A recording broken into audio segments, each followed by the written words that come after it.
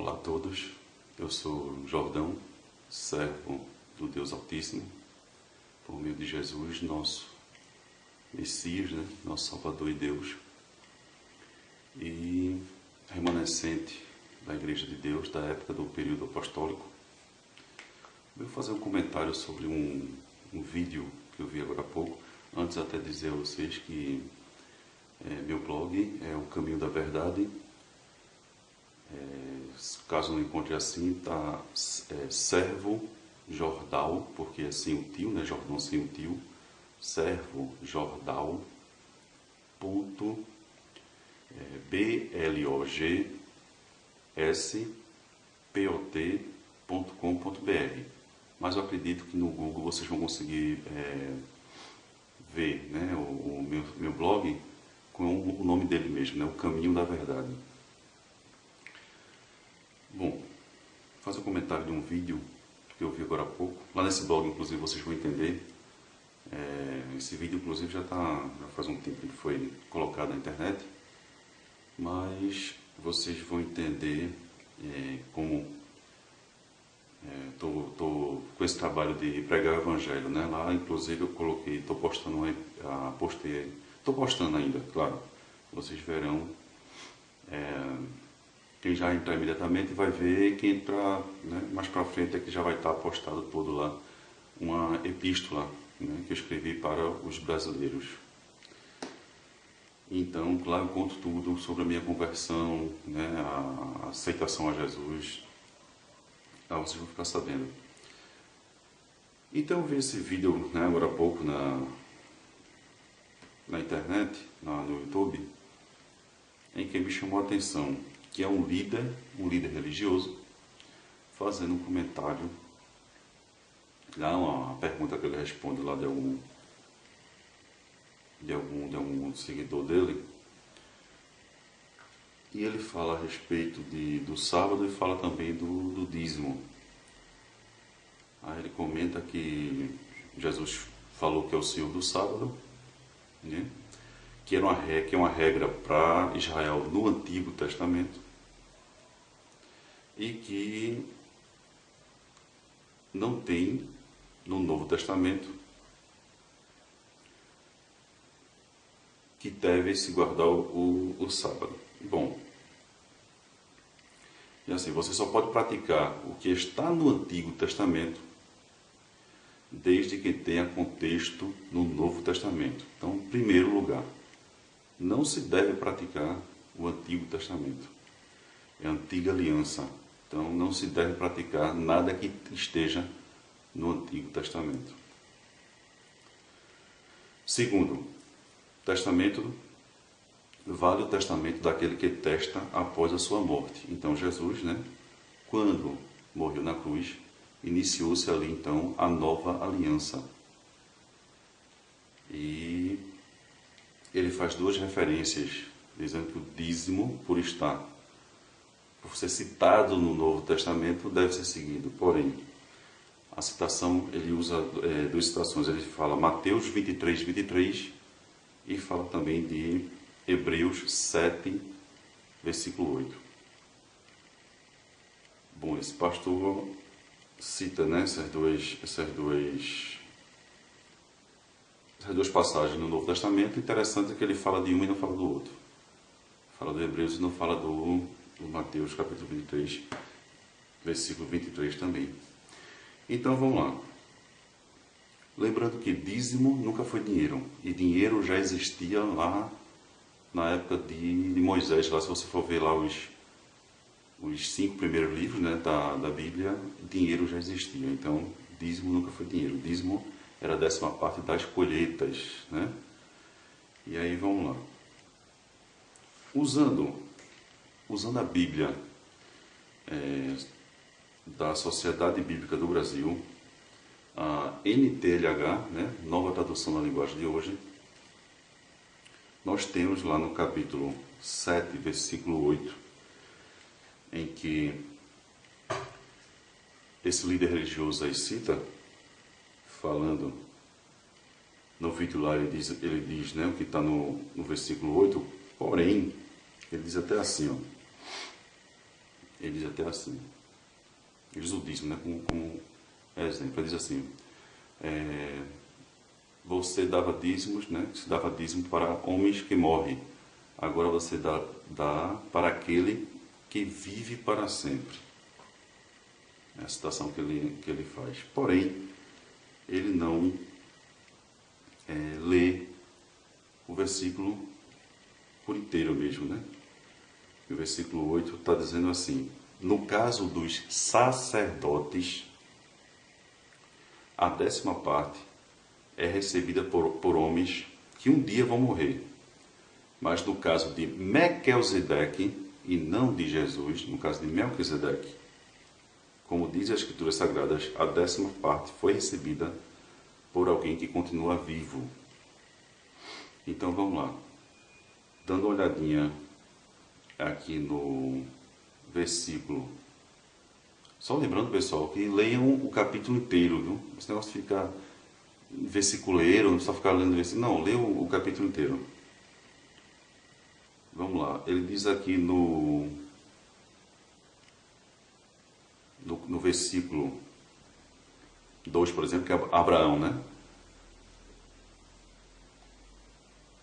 Pedacinho do versículo 1 mesmo, né? Quando Abraão estava voltando da batalha em que matou os reis, Melquisedeque foi ao encontro dele e o abençoou.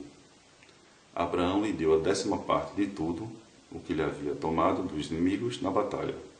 O nome Melquisedeque quer dizer, primeiramente, rei da justiça. E porque ele era rei de Salém, o seu nome também quer dizer rei da paz. Não se conhece o pai nem a mãe de Melquisedeque, nem qualquer antepassado dele. Também não se sabe como ele sobre seu nascimento e sobre sua morte. E, por ser como filho de Deus, ele continua sacerdote para sempre. Quer dizer, lá na época de Abraão, foi que Abraão deu a 10ª parte, depois que guerreou lá com os reis, e o que ele trouxe, né, que foi recolhido da batalha, ele deu a 10ª parte para Melquisedeque, naquela época lá, de Abraão. E aí, um pouquinho mais para frente, vamos lá. O versículo 4, né? Vejam como Melquisedeque era grande. Abraão, patriarca, lhe deu a 10ª parte de tudo que havia tomado dos inimigos na batalha. Versículo 5. Conforme a lei de Moisés, os sacerdotes, que são descendentes de Levi, têm a obrigação de receber do povo a 10ª parte de tudo. Então, os sacerdotes, né, descendentes de Levi, é que têm obrigação de receber a 10ª parte de tudo. Eles é que devem receber a 10ª parte toda. Então, eles recebem dos seus próprios patrícios, embora estes também sejam descendentes de Abraão. Melquisedeque não era descendente de Levi, mas recebeu a 10ª parte daquilo que Abraão havia tomado na batalha e o abençoou.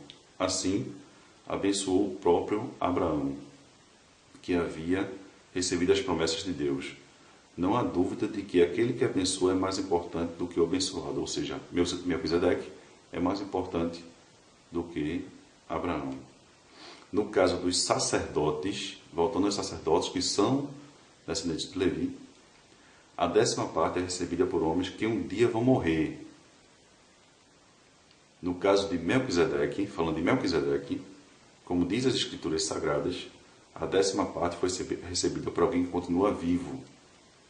Portanto, quando Abraão pagou a 10ª parte, Levi, cujos descendentes recebem a 10ª parte, também pagou. Ele reforça aqui, Levi, cujos descendentes recebem a 10ª parte, apenas os descendentes de Levi. Também pagou, pois Levi não tinha nascido e, por assim dizer, ainda estava no corpo de seu antepassado Abraão, quando este encontrou Melquisedeque. Quer dizer, os descendentes de Levi, né, os seus descendentes, ainda se encontravam no corpo de Abraão, quando pagou a 10ª parte aqui a Melquisedeque.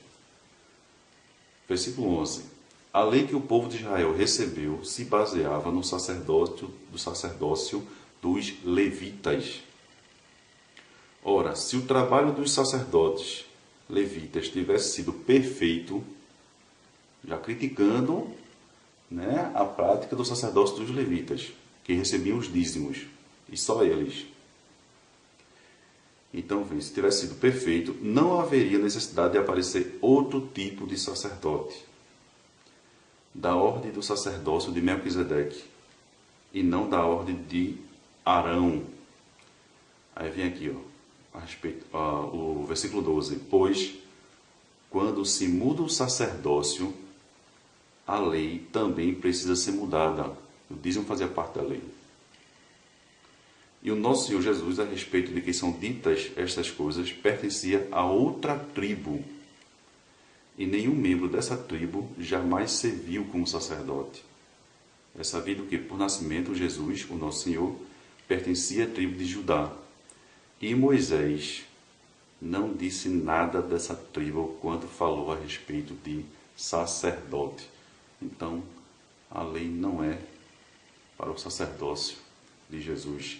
Inclusive, se muda a lei, como aqui é dito. Interessante que